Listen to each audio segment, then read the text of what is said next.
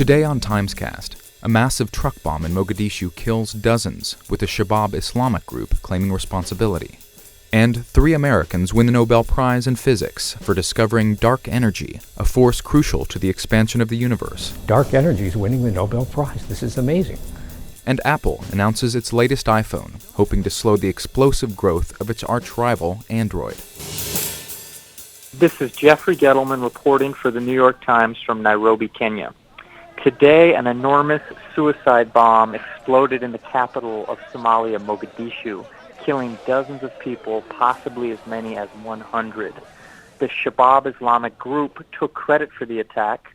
They are a group of Islamic militants connected to al-Qaeda who have been fighting Somalia's transitional government for the past several years.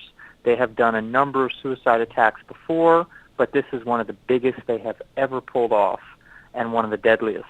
The Shabab's target was a government compound that housed several ministries.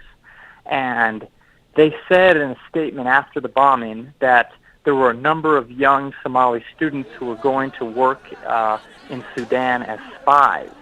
However, the information we've received is that there was no such thing, that there were indeed a number of students at this government compound because they were waiting for news about scholarships and exam results.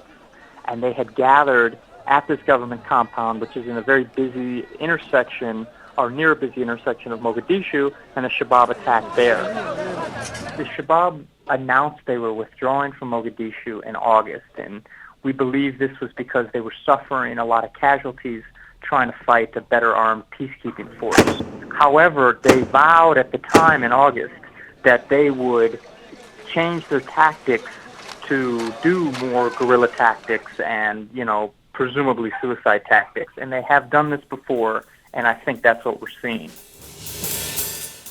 3 Americans won the Nobel Prize in Physics for discovering dark energy, a mysterious force behind the expansion of the universe. Science reporter Dennis Overby has been reporting on their discoveries for years. This morning I'm sitting in front of my computer, it's 5:45, and I'd already started writing an article based on who I thought was going to win the Nobel Prize.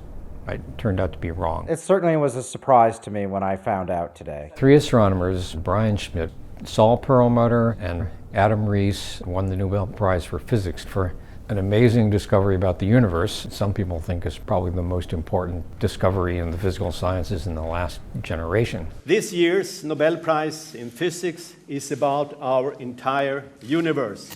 They found that the expansion of the universe is speeding up. Everybody thought that the expansion of the universe would be slowing down. Just as if you toss your keys in the air, they'll leave your hand going at a certain speed, but they'll go slower and slower as they get higher and higher. Eventually, maybe they'll fall back down to the ground. The universe is actually being blown apart by some mysterious entity that we call dark energy. Nobody really knows what dark energy is. And if it keeps up, the universe in a few trillion years will be completely empty.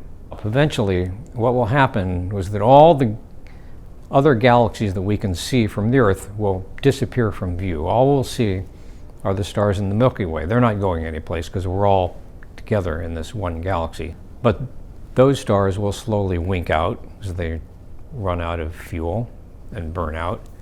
And eventually, the sky will be dark.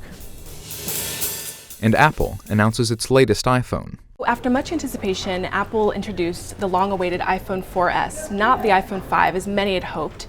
A slightly different phone, not a totally new design as many were hoping, but under the hood the phone actually was a totally different device. It's 7 times faster, it has a brand new camera, an entirely new operating system with lots of new features. So the big question now for Apple is how much this sharpens its competition with Google. One of the key things that Apple introduced today was voice recognition technology called Siri that actually allows the user to speak into the phone and ask it for directions, ask it to look up information on Wikipedia, schedule appointments, ask the phone if the user has any current appointments, which is supposed to be a new step forward in terms of the capabilities or what we've seen the iPhone as being able to do before now. So the other interesting piece of news that was revealed today is that the iPhone 4S will be sold on Sprint as well as AT&T and Verizon. So that's now 3 out of the 4 major carriers in the US.